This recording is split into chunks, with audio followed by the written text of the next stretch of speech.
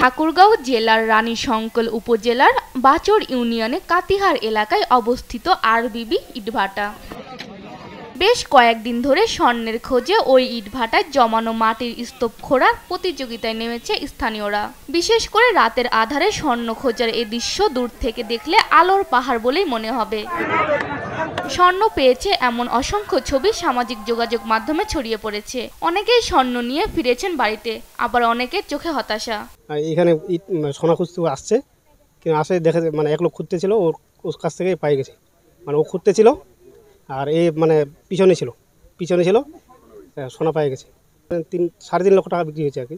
এখানে মাটি খুঁড়লে সোনা পাওয়া যায়, তার জন্য আমি বসলা নিয়ে সোনা খুঁড়তে এসেছি। সোনা বলে পাচ্ছে আমার উদ্দেশ্যেই আর কি আসছি, কিন্তু সোনা খুঁজতে আসে আমার জানটাই তামা।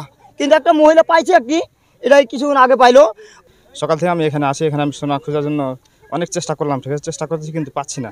স্থানীয় ইউপি সদস্য জানান, কেউ স্বর্ণ পেয়েছে এটি নিজ চোখে দেখিনি।